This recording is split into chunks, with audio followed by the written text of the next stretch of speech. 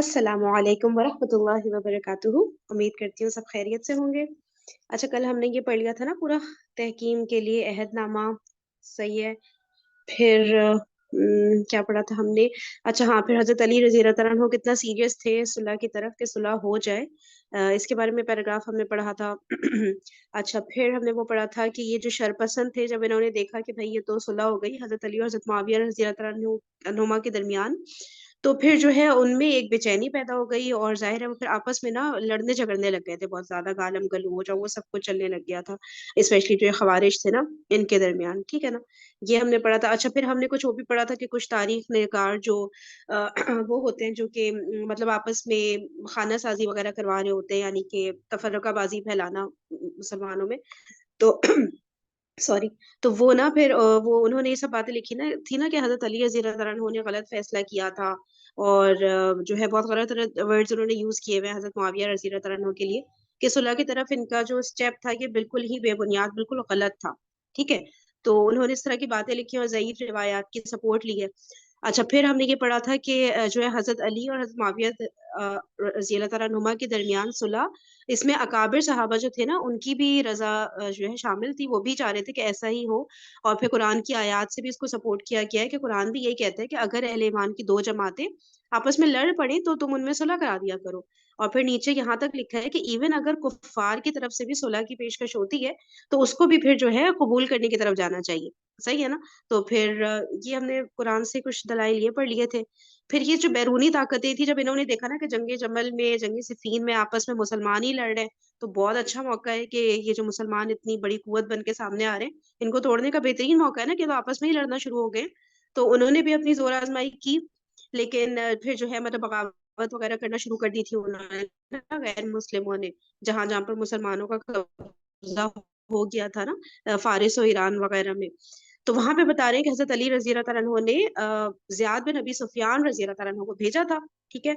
और वहाँ पे जो है उन्होंने जाके दोबारा से असर-ए-नौ इस्लाम का जो परचम था, वो नस्ब कर दिया था। उन्हीं जगहों पे जो पहले से ही मफ़तूहा थे, यानी मुसलमान फ़तह कर चुके थे, तब दोबारा से जो बगावत करने की उन्होंने कोशिश की थी, वो बिल्कुल ही नाकाम हो गई। ठीक है? अच्छा, फिर यहाँ से आज हम रीडिंग कर रहे हैं इंशाल्लाह। तहकीम का वाक़या क्या दुरुस्त और क्या गलत? हज़रत अली रज़ी अल्लाह तआला अन्हु और हज़रत मुआविया रज़ी अल्लाह तआला अन्हु के दरमियान तसीफ़े के लिए तसीफ़े तसीफ़े किसी को पता है ये? पहली लाइन में वर्ड देखिएगा, ता, स्वाद, या, फ़ा, ये। किससे निकल रहा है ये वर्ड? समझ नहीं आ रहा। चलिए आगे बढ़ते हैं। तो हज़रत अली और हज़रत मुआविया रज़ी अल्लाह तआला अन्हुमा के दरमियान तसीफ़े के लिए हज़रत अबू मूसा अशरी और हज़रत अम्र बिन अल-आस रज़ी अल्लाह तआला अन्हुमा सिफ़ीन की जंग के 8 माह बाद रमज़ान सन 37 हिजरी में इराक और शाम की सरहद अज़रुह अज़रुह के करीब दुमतुल जंदल के मुकाम पर जमा हुए थे, ताकि उम्मत के दोनों ग्रोहों के दरमियान तनाज़े का हल तलाश किया जाए। जिस इज्तिमा में ये गुफ्तगू हुई उसे मजलिसे तहकीम कहा जाता है और उन दोनों हजरात को हकमैन, ठीक है? तो बात हुई थी ना कि ये सफर में ये साइन हो रहा था ना, ये जो डॉक्यूमेंट था, तो अब जो है रमजान तक का टाइम था कि भाई रमजान तक जो है सारी बातें जो है तय हो जाए। सही है, तो अब बता रहे हैं कि अब वो रमजान का महीना आ चुका है, 8 माह गुजर चुके हैं जंग सिफीन को, और इराक और शाम की जो सरहद है, अजरोह उस जगह का नाम है, उसके करीब दुमतुल जंदल की जो मुकाम है ना, वहां पर जो है ये जो दोनों ग्रुप्स थे उनके दरमियान जो तनाजा हुआ था, जिस बात पे जो है ये लड़ाई जंग वगैरह हुई थी, तो अब उसका जो हल निकालने के लिए फिर इस मुकाम पर जमा हुए। और उस मजलिस में जो जिसमें गुफ्तगू हो रही थी, उस मजलिस को मजलिस तहकीम कहते हैं। और जो दोनों हजरात थे, जो दोनों हकम बनाए गए थे, हजरत अबू मूसा अशरी और हजरत अम्र बिन अलास रज़ी अल्लाह तआला अन्हु, तो उनको हकमैन कहते हैं, यानी कि हकम। ठीक है? अच्छा। फरहीन, ये हम्म। वर्ड तस्फिया है। तस्फिया इज सेटलमेंट या डिसीजन। अच्छा अच्छा अच्छा, के दरमियान। ओके ओके, ठीक है ठीक है, जज़ाकल्लाह। सुलह सफाई कहा जा सकता है। ओके ओके, सुलह सफाई, ठीक है, थैंक यू सो मच।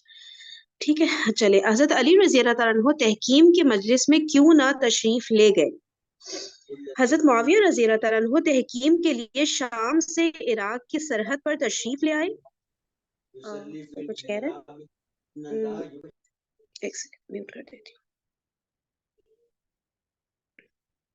हजरत मुआविया रज़ी अल्लाह तआला अन्हु तहकीम के लिए शाम से इराक की सरहद पर تشریف لے آئے مگر حضرت علی رضی اللہ تعالیٰ عنہ نہ گئے۔ وجہ یہ تھی کہ آپ کے نئے مخالفین خوارج نے بڑے پیمانے پر بغاوت کی تیاری کر رکھی تھی۔ اگر آپ رضی اللہ تعالیٰ عنہ ایک دن کے لیے بھی کوفہ سے غائب ہوتے تو یہ فتنہ پرور لوگ خلافت اسلامیہ کا تختہ الٹ دینے کی کوشش کرتے۔ درج ذیل روایت سے اس صورتحال پر روشنی پڑتی ہے۔ دیکھیے ذرا کتنے چیلنجز تھے حضرت علی رضی اللہ عنہ کے سامنے، کتنا یہ مطلب ایک سینسیٹیو ایشو تھا یہ تحکیم کا جو مسئلہ تھا، اس میں ان کی حاضری کتنی ضروری تھی کہ وہ اس مجلس میں حاضر ہوتے، لیکن پیچھے کتنا ان لوگوں نے فساد پھیلایا ہوا ہوگا نا، کیا کیا تیاریاں یہ جو خوارج کر رہے تھے کہ وہ مطلب کہ ایک دن کے لیے بھی اس جگہ کو چھوڑ نہیں سکتے تھے کوفہ کو نا، کہ وہاں سے نکلتے تو یہ پیچھے طرح ہنگامہ برپا کر دیتے۔ تو کہہ رہے کہ یہ فتنہ پرور لوگ خلافت اسلامیہ کا تختہ الٹ دینے کی کوشش کرتے، تو پھر حضرت علی رضی اللہ تعالیٰ عنہ اس وجہ سے جا ہی نہیں سکے اس مجلس تحکیم میں نا۔ جب رمضان سن 37 ہجری کا چاند طلوع ہوا تو حضرت معاویہ رضی اللہ تعالیٰ عنہ 400 افراد کے ساتھ دمشق سے نکلے اور دومت الجندل پہنچے، اور یزید بن حر العبسی کو حضرت علی رضی اللہ تعالیٰ عنہ کے پاس کوفہ بھیج کر اپنی آمد کی اطلاع پہنچائی اور انہیں حسب قرارداد تشریف آوری کی دعوت دی۔ ٹھیک ہے، حضرت معاویہ اس جگہ پر پہنچ گئے اور جو ہے حضرت علی کو پھر ان کے پاس پیغام پہنچا دیا کہ وہ وہاں پہنچ گئے ہیں، اور ان کو دعوت دی کہ حضرت علی بھی وہاں پر آ جائے۔ یزید بن حر نے حضرت علی رضی اللہ تعالیٰ عنہ سے مل کر ان سے اس اجتماع میں شرکت کی درخواست کی اور کہا آپ کی موجودگی اس معاملے کو سلجھنے، جنگ کے خاتمے اور فتنہ کی آگ بجھنے کا سبب ہوگی۔ ٹھیک ہے، حضرت علی کو انہوں نے کہا کہ آپ کی موجودگی اس معاملے کو سلجھنے، جنگ کے خاتمے اور فتنہ کی آگ بجھنے کا سبب ہوگی۔ حضرت علی رضی اللہ عنہ نے فرمایا ابن حر، میں ان لوگوں کے سانس تھامے بیٹھا ہوں، میں ان لوگوں کی سانس تھامے بیٹھا ہوں، میں انہیں چھوڑ کر یہاں سے نکل گیا تو اس شہر میں اہل شام سے جنگ سے بھی زیادہ بڑا فتنہ پھیل جائے گا۔ میں اپنی جگہ ابو موسیٰ کو بھیج رہا ہوں، لوگ ان کی تقرری پر راضی ہیں۔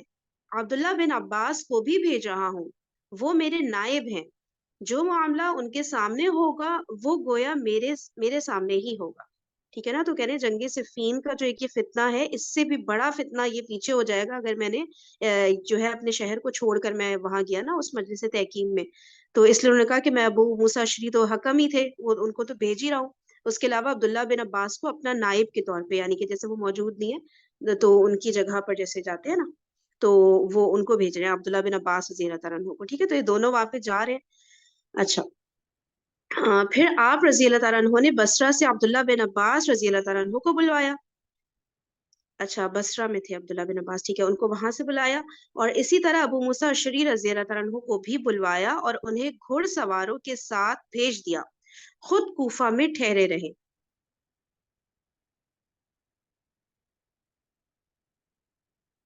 اس اجتماع میں حضرت علی رضی اللہ تعالیٰ عنہ کی طرف سے بھیجے گئے وفد میں 400 گھڑ سوار تھے، جن کے قائد حضرت شریح بن ہانی رحمت اللہ علیہ تھے۔ حضرت عبداللہ بن عباس رضی اللہ تعالیٰ عنہما وفد میں 5 وقتہ نمازوں کے امام تھے۔ صحیح۔ ادھر سیدنا معاویہ رضی اللہ تعالیٰ عنہ کی طرف سے بھی 400 افراد آئے تھے، جن میں حضرت عمرو بن العاص اور ان کے بیٹے عبداللہ رضی اللہ تعالیٰ عنہما سر فہرست تھے۔ غیر جانبدار صحابہ میں سے غیر جانبدار وہ نا، کیا بولیں گے، کس کو بولیں گے غیر جانبدار کا ورڈ، جو کسی بھی پارٹی سے نہ ہو، ایسا لگ رہا ہے لیکن ایسا تو نہیں تھا، سمجھ آ رہا ہے کسی کو غیر جانبدار صحابہ، کوئی اگر سرچ کر سکتا ہے تو پلیز دیکھ لیے گا۔ غیر غیر جانبدار جانبدار کا مطلب فرحین یہی ہے کہ کوئی ایک سائیڈ نہیں لے رہا۔ لیکن یہ لوگ تو تھے نا، مطلب جیسے عبداللہ بن عمر کی بات آ رہی ہے تو یہ تو عراقی لشکر کے تھے نا۔ اچھا پڑھتی ہوں آگے تو شاید سمجھ میں آئے، دیکھتے ہیں۔ غیر جانبدار صحابہ میں سے عبداللہ بن عمر، عبداللہ بن زبیر، مغیرہ بن شعبہ، عبد الرحمن بن عبد یعوث، حضرت عبد الرحمن بن حارث اور حضرت ابو جہم بن حذیفہ رضی اللہ تعالیٰ عنہم بھی شریک تھے۔ البدایہ والنہایہ کا نیچے وہ دیا ریفرنس، تاریخ طبری کا بھی، ٹھیک ہے۔ चलिए आगे बढ़ते हैं। तहकीम की मजलिस में क्या गुफ्तगू हुई? मोतबर रिवायात में इस इज्तिमा की गुफ्त शनीद का बहुत मुख्तसर अहवाल मिलता है। अच्छा, ज्यादा डिटेल में नहीं है बात, जो वहां पे बातचीत हुई थी ना मजलिस तहकीम में, तो बहुत मुख्तसर बता रहे हैं, अहवाल मिलता है। तफसील किसी मोतबर सनद के जरिए हम तक नहीं पहुंच सकी। ओके, किसी मोतबर सनद के जरिए तफसील नहीं पहुंच सकी। दूसरी तरफ ज़ईफ रावी असल वाक़े को खुराफात की धूल में छुपाकर ये साबित करने की कोशिश करते हैं। एक मिनट, दूसरी तरफ बता रहे हैं ज़ईफ रावी जो हैं असल वाक़े को खुराफात की धूल में छुपाकर, जो एक्चुअल में जो बात हुई थी उसको छुपाकर ज़ईफ जो रावी हैं वो ये बात साबित करने की कोशिश करते हैं कि हजरत आम्र बिन अलास और हजरत अबू मूसा अशरी रजी अल्लाह अन्हुमा, जो दोनों हकम थे, उन्होंने अपने फराइज को दुरुस्त तौर पर अंजाम ना दिया और आखिर में एक तूफान बदतमीजी पर मजलिस खत्म हुई। ठीक है, ये सब ज़ईफ रावियों ने बयान किया। उन रावियों ने तहकीम के वाक़े में सालिसों को शुरू से आखिर तक क़िसास उस्मान रज़ी अल्लाह तआला अन्हु की जगह खिलाफत के हकदार पर बहस करते दिखाया है। ठीक है, तो उन रावियों ने तहकीम के वाक़े में बता रहे हैं, सालिस वही यानी जो हकम थे दोनों, इन दोनों को बताया कि शुरू से आखिर तक जो है ये लोग फोकस नहीं कर रहे थे किसास उस्मान, सारा मसला तो उस पे था ना, उसका हल निकालना था ना, किसास उस्मान का क्या फैसला किया जाए, तो उस पर उन्होंने नहीं फोकस किया, उसकी जगह वो खिलाफत के हकदार पर ही बहस करते रहे दोनों सालिस, ये ज़ईफ रावियों ने बयान किया। ठीक है, अगरचे ये बात सही सनद से साबित है कि मसला खिलाफत भी जेर बहस आया था और ये मनसब किसी तीसरे फर्द के हवाले करने पर भी गौर हुआ था, मगर ये बात बाईद है कि हकमैन की पूरी गुफ्तगू में बुनियादी मुतनाज़ मसला पर बहस ही ना हुई हो। ठीक है, तो कह रहे सही सनद से ये बात तो साबित है बिल्कुल कि मसला खिलाफत भी जेर बहस आया था। ये जो मजलिस तहकीम थी ना, तो इसमें भी कि मतलब खिलाफत किसको खलीफा बनना चाहिए, ये मसला भी जेर बहस आया था, और बता रहे हैं कि ये मनसब किसी तीसरे फर्द के हवाले करने पर भी गौर किया था कि ना हजरत अली ना हजरत माविया। ठीक है, किसी तीसरे फर्द पर ये कोई मनसब दिया जाए, इस पर भी मतलब बातचीत गौर फिक्र हो रहा था, मगर ये बात बाईद है कि हकमैन की पूरी गुफ्तगू में बुनियादी मुतनाज़ मसले पर बहस ही ना हुई हो। ठीक है, तो कह रहे हैं लेकिन फिर मतलब इस बात से तो कोई ताल्लुक नहीं हुआ ना कि क़िसास उस्मान रज़ी अल्लाह तआला अन्हु पर जो मेन मसला था उस पर कोई बात ही ना हुई हो। ठीक है ना, एक बात होती है तो उसके साथ और भी बातें डिस्कस होती हैं ना, तो वो बातें भी डिस्कस हुई थी, मसला खिलाफत वाली बात, लेकिन ये बात भी डिस्कस हुई थी। ठीक है, जो क़िसास उस्मान रज़ी अल्लाह तआला अन्हु वाली बात है। सही है ना? बस ये जाहिर है कि रावियों ने गुफ्तगू की असल और मरकजी बहस का बेशतर हिस्सा हज़फ करके उसकी जगह फर्जी बातें शामिल कर दी। ठीक है, तो जो ज़ईफ रावी है उनका बता रहे कि जो मेन बात थी, मेन बातचीत जो हुई थी उसके अंदर उस बात को हज़फ यानी उसको खत्म कर दिया, निकाल दिया उसको, और जो फर्जी बातें बस उनको शामिल कर दिया अपनी तरफ से बनाई हुई बात। सही है ना? तहकीम की मजलिस का असल मकसद उम्मत मुस्लिमा को मुत्तहिद करना था, और चूंकि ये इत्तेहाद क़िसास उस्मान के निफाज का मुत्तफ़िका फ़िक़ही तरीक़ेकार तय करने पर मौकूफ था। एक सेकंड, तहकीम की मजलिस का जो असल मकसद था वो उम्मत मुस्लिमा को मुत्तहिद करना था ना, ठीक है, और वो मुत्तहिद इसी बात पर होना था ना, उनको जो क़िसास उस्मान का कोई ऐसा फैसला हो जाए जो सबको मंजूर हो ना, सब जिस पे राजी हो, तो और चूंकि ये इत्तेहाद क़िसास उस्मान के निफाज का मुत्तफ़िका फ़िक़ही तरीक़ेकार तय करने पर मौकूफ था, इसलिए तहकीम का बुनियादी मौजू यही था कि किसी तरह हजरत अली रज़ी अल्लाह तआला अन्हु की बैत और कातिलीन उस्मान के खिलाफ कार्रवाई का कोई लाहे अमल बिल इत्तेफाक तय पा जाए। ठीक है, मतलब ये दोनों बातें हो रही हैं, हजरत अली की बैत वाला मामला और कातिलीन उस्मान के खिलाफ जो कार्रवाई है, ये इन बातों पर ऐसा डिसीजन आता है जिसपे सब इत्तेफाक कर जाएं और जो किताब और सुन्नत के मुताबिक भी हो। अगरचे इस गुफ्तगू की रौदात किसी सही रिवायत में मनकूल नहीं, मगर हम अंदाजा लगा सकते हैं कि बातचीत इब्तिदा में इसी नुक्ते के गिर्द दायर रही होगी कि किसास कैसे लिया जाए। ठीक है ना, क्लियर कट कहीं पे कुछ मेंशन नहीं हुआ वो जो गुफ्तगू हुई थी उस मजलिस में, लेकिन जो है जो राइटर है वो कह रहे हैं कि हम अंदाजा लगा सकते हैं कि बातचीत की इब्तिदा तो इसी नुक्ते से हुई होगी ना, जो मेन मसला था किसास कैसे लिया जाए, तो इससे बातचीत की इब्तिदा हुई होगी। قصاص عثمان کے مسئلے نے ہی حضرت علی رضی اللہ تعالیٰ عنہ کی خلافت کو اہل شام کے نزدیک ناقابل قبول بنایا ہوا تھا. ٹھیک ہے نا, صرف اہل شام والے ہی تھے نا جنہوں نے خلیفہ نہیں مانا تھا حضرت علی رضی اللہ تعالیٰ عنہ کو, اور ریزن یہی تھا قصاص عثمان والا مسئلہ. تو اس کے نزدیک ہی ان کی خلافت ناقابل قبول تھی شام والوں کو. اہل شام حضرت علی رضی اللہ تعالیٰ عنہ پر حضرت عثمان رضی اللہ تعالیٰ عنہ کے قاتلوں کی سرپرستی کا الزام عائد کر رہے تھے. اچھا, اہل شام والے جو ہیں حضرت علی پر حضرت عثمان کے جو قاتلوں کی سرپرستی کو کیسے ہم سمجھیں گے, کا الزام حضرت علی پر لگایا ہوا تھا نا ان لوگوں نے کہ لیڈ مطلب کر رہے تھے, ان کا یعنی مقصد کہ یہ ہے لیڈ سرپرست ہوتا ہے لیڈر, تو وہ یہ اچھا, سمجھتے تھے کہ لیڈ کر رہے ہیں اس سب چیزوں کو, جو کچھ حضرت بھی یہ علی. ہوا. حضرت علی, بالکل. صحیح, اوکے. اور ان کے نزدیک حضرت علی پر ان کے نزدیک حضرت علی رضی اللہ تعالیٰ عنہ پر لازم تھا کہ اس الزام کی نفی کے لیے تمام باغیوں کو قصاصاً قتل کرتے یا انہیں شامی قیادت کے حوالے کرتے. ٹھیک ہے, تو اب اہل شام یہ چاہ رہے تھے کہ اب حضرت علی اگر اس الزام کی نفی کرتے ہیں کہ انہوں نے نہیں مطلب ان کو لیڈ کیا, ان کو سپورٹ کیا جو قاتلین عثمان تھے, تو اس کے لیے پھر ضروری ہے کہ جتنے بھی باغی تھے ان سب کو قصاصاً قتل کروا دیتے حضرت علی رضی اللہ تعالیٰ عنہ, یا پھر یہ کرتے کہ شامی قیادت کے حوالے کر دیتے, اہل شام جو قیادت ہے, جو لیڈرز تھے شام کے, ان کے حوالے کر دیتے قاتلین کو. ٹھیک ہے, جب تک وہ ایسا نہ کرتے ان کی حیثیت اپنے تمام تر مناقب کے باوجود باغیوں کے سرپرست کی تھی, لہٰذا انہیں شرعی حکمران تصور نہیں کیا جا سکتا تھا. ٹھیک ہے, تو جب تک وہ ان دونوں میں سے ایک چیز نہیں کرتے کہ خود قتل کر دیتے یا پھر شامی قیادت کے حوالے کر دیتے, تب تک جو ہے جتنے بھی تمام تر ان کے مناقب کے باوجود باغیوں کے سرپرست کی ہی حیثیت تھی ان کی کہ مطلب ان کے لیڈر کے طور پہ, لہٰذا انہیں شرعی حکمران تصور نہیں کیا جا سکتا تھا. ٹھیک ہے, یہ اہل شام کی طرف سے جو باتیں آ رہی تھی وہ بتا رہے رائٹر. صحیح. حضرت علی رضی اللہ تعالیٰ عنہ کے سامنے جو آئینی اور فقہی اور سیاسی اور سماجی رکاوٹیں تھیں, دیکھیں کتنی ساری رکاوٹیں, آئینی رکاوٹیں, فقہی رکاوٹیں, سیاسی رکاوٹیں, سماجی رکاوٹیں, کتنے اینگلز سے سوچنا پڑتا تھا ان مسئلوں کو, اور بھی پتہ نہیں کتنی اور رکاوٹیں ہوں گی. یہ تو چند ایک مینشن ہوئی ہیں اور ہم تھوڑی اندازہ لگا سکتے ہیں اس وقت حضرت علی کے ذہن میں کیا کیا پوائنٹس آ رہے ہوں گے, اتنے سارے سب رائٹنگ میں تو نہیں آ سکتے نا, اتنا پریشر تھا ان کے اوپر. تو بتانے حضرت علی رضی اللہ تعالیٰ عنہ کے سامنے جو آئینی اور فقہی اور سیاسی اور سماجی رکاوٹیں تھیں, ابو موسیٰ اشعری رضی اللہ تعالیٰ عنہ نے یقیناً انہیں مدلل طور پر پیش کیا ہوگا.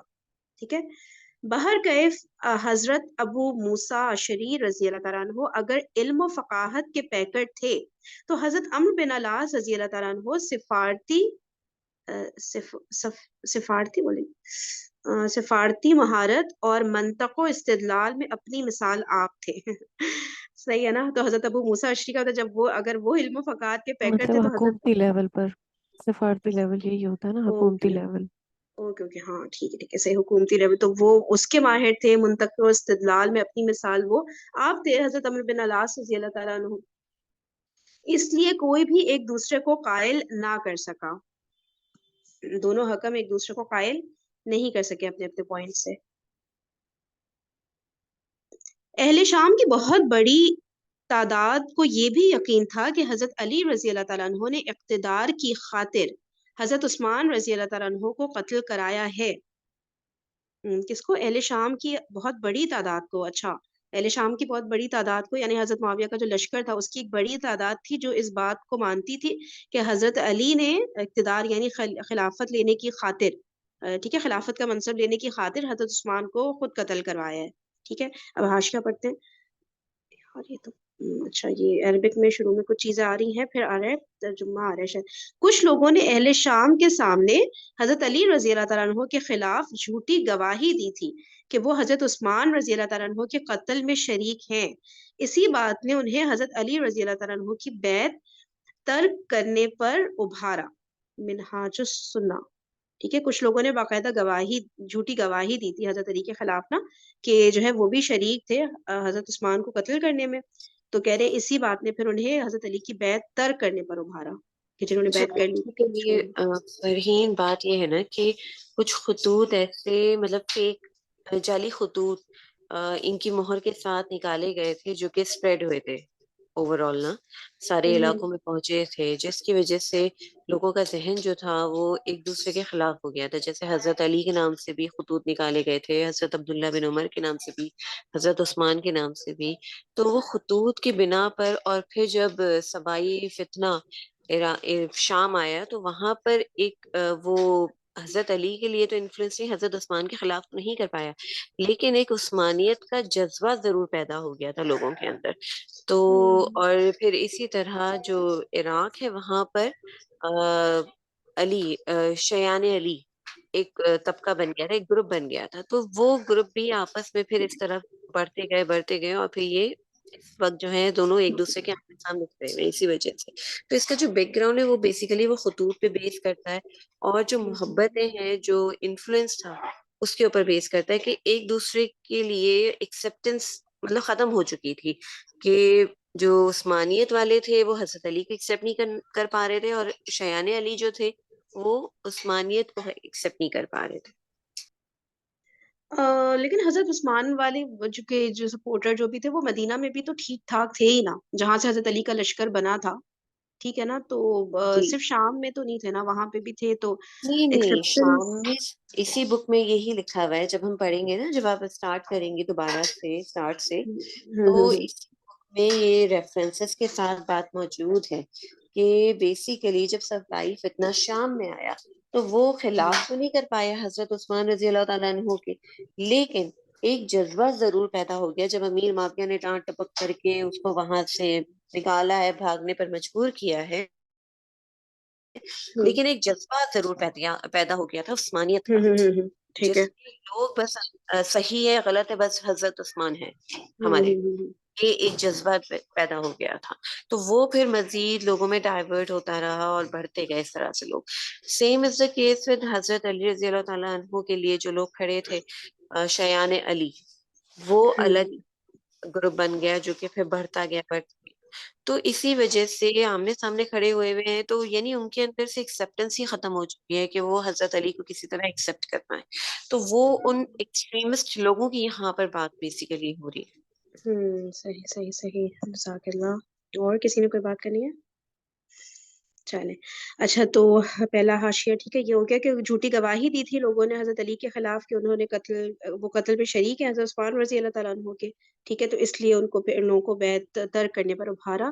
اچھا، اوپر سے پڑھے تھے نا. ہاں، اہل شام کی بہت بڑی تعداد کو یہ بھی یقین تھا کہ حضرت علی رضی اللہ تعالیٰ عنہ نے اقتدار کی خاطر حضرت عثمان رضی اللہ تعالیٰ عنہ کو قتل کرایا ہے. اسی بنا پر صفین میں اہل شام نے پورے جوش و خروش سے اہل عراق کے خلاف تلواریں بے نیام کرنا جائز سمجھا تھا.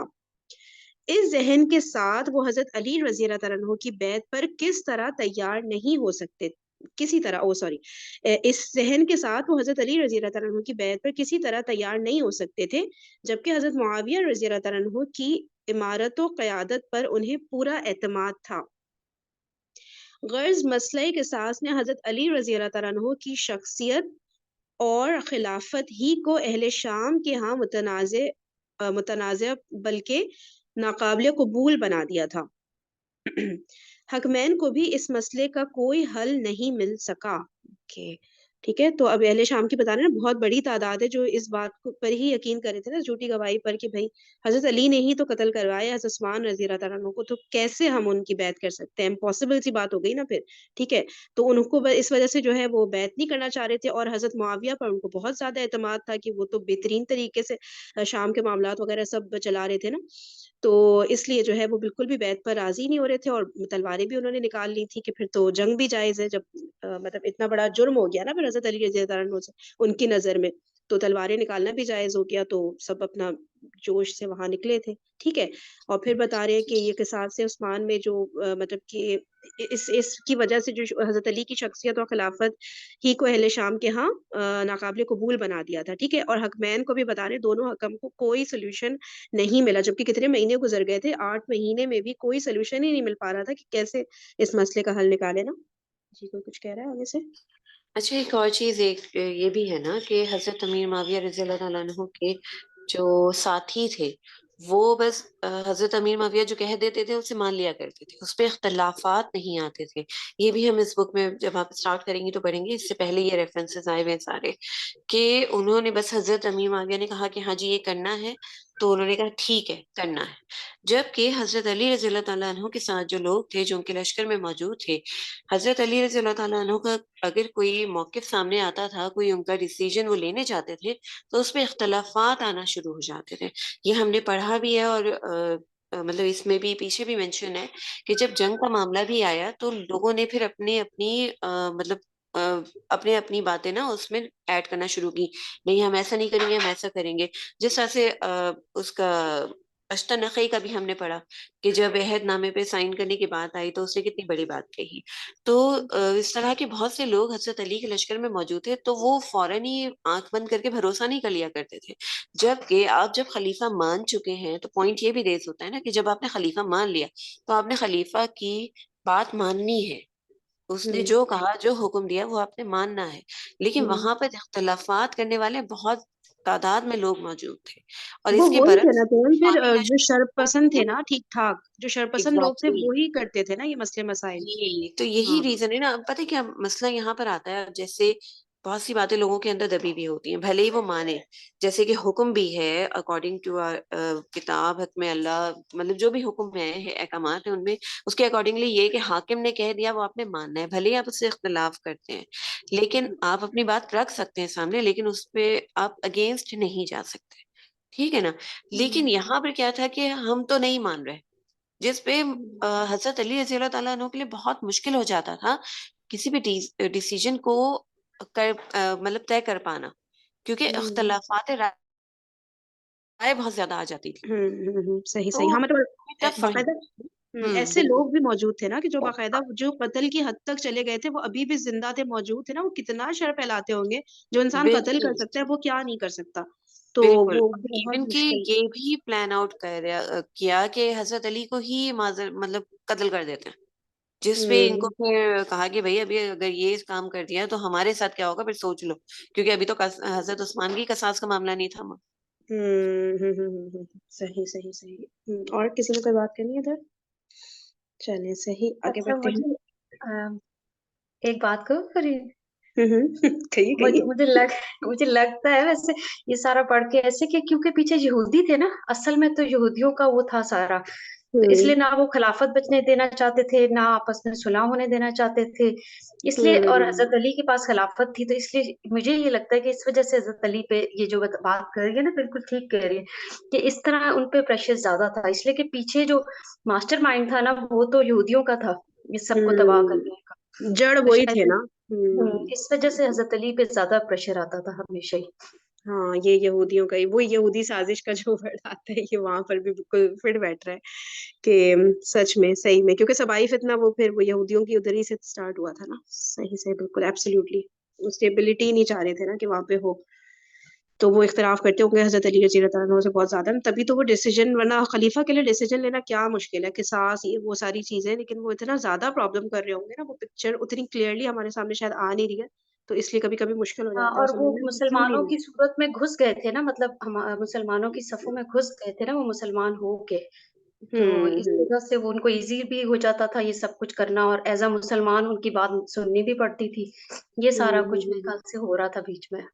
ہاں بالکل. کلیم تو وہ کہہ رہے تھے کہ مسلمان ہیں. ہاں یہ صحیح صحیح صحیح بالکل بالکل. اور کوئی کسی کے ذہن میں کوئی پوائنٹ آ رہا ہے بتائیں، سمجھنے میں آسانی ہوتی ہے چیزوں. اچھا تو ٹھیک ہے. تو اب کہہ رہے ہیں حکمین کو بھی اس مسئلے کا کوئی حل نہیں مل سکا. ایسے میں متفقہ خلافت کے احیاء کے لیے، احیاء کیا ہو گیا یہ سیکنڈ پیراگراف دیکھیے گا نیچے جو ہے احیاء کا کیا ورڈ ہے. ایسے میں متفقہ خلافت کے احیاء کے لیے حکمین نے ایک اور پہلو پر غور کرنا شروع کیا. مطلب متفقہ خلافت قائم ہو جائے، سب اس پہ راضی ہو جائیں خلیفہ ہونے، کسی ایک کے خلیفہ ہونے پہ، اس طرح کچھ نا. تو جو دونوں حکم تھے انہوں نے ایک اور پہلو پر غور کرنا شروع کیا، وہ یہ کہ کسی ایسے تیسرے فرد کو خلیفہ مقرر کر دیا جائے جس کے فیصلے تمام متنازع امور میں قابل قبول ہوں. عبداللہ بن عمر رضی اللہ تعالیٰ عنہ عالم اسلام کی ایسی محبوب و مقبول ہستی تھے جن پر امت کے اتفاق کی امید کی جا سکتی تھی. ٹھیک ہے, اب یہ بات ہو رہی ہے کہ کسی تیسرے کو خلیفہ بنا دیا جائے جس کا فیصلہ جو ہے, جتنے بھی تنازعات ہیں, اختلافات ہیں, اس میں جو ہے جن کا فیصلہ قابل قبول ہو نا, تو پھر کہہ رہے ہیں حضرت عمر فاروق رضی اللہ تعالیٰ عنہ کے جو بیٹے تھے حضرت عبداللہ بن عمر, وہ کہہ رہے ہیں کہ وہ عالم اسلام کی ایسی محبوب و مقبول ہستی تھے جن پر امت کے اتفاق کی امید کی جا سکتی تھی. ٹھیک ہے, لہٰذا حضرت ابو موسیٰ اشعری رضی اللہ تعالیٰ عنہ نے فرمایا, کیسے اس کو میں عربی وہ ترجمہ پڑھ رہی ہوں. ٹھیک ہے, مجھے عبداللہ بن عمر کے سوا اس کے لیے کوئی اور موضوع نہیں لگتا, مطلب کہ خلیفہ بنا دیا جائے, ہے نا, تو مجھے عبداللہ بن عمر کے سوا اس کے لیے کوئی اور موضوع نہیں لگتا. یہ حضرت ابو موسیٰ اشعری نے کہا جو حضرت علی کی طرف سے حکم تھے نا. عمرو بن العاص رضی اللہ تعالیٰ عنہ نے بھی اس رائے سے اختلاف ظاہر نہ کیا, مگر ان کی خواہش یہ تھی کہ اگر عبداللہ بن عمر رضی اللہ تعالیٰ عنہ کو یہ منصب ملے تو وہ اپنی خوشی سے حضرت معاویہ رضی اللہ تعالیٰ عنہ کو منتقل کر دیں. اچھا, پہلے تو کہہ رہے ہیں حضرت عمرو بن العاص رضی اللہ تعالیٰ عنہ تو اس رائے سے اختلاف ظاہر نہیں کیا. ٹھیک ہے, مطلب انہوں نے یہی کہا کہ ہاں ٹھیک ہے, ان کو بھی یہی صحیح لگ رہا ہے کہ حضرت عبداللہ بن عمر رضی اللہ تعالیٰ عنہ کو سلیکٹ کر لیا جائے, مگر کہہ رہے ہیں ان کی خواہش یہ تھی. ٹھیک ہے, انہوں نے کہی نہیں, لیکن یہ بات ان کی خواہش یہی تھی کہ عبداللہ بن عمر کو جب یہ منصب مل جائے خلیفہ کا تو وہ اپنی خوشی سے پھر یہ بات نا, مطلب حضرت معاویہ کو خلافت دے دے نا, اپنی خوشی سے جیسے کہہ دیں کہ میں حضرت معاویہ کو مطلب یہ ہینڈ اوور کرنا چاہ رہا ہوں, یہ خلافت کا منصب. صحیح ہے نا.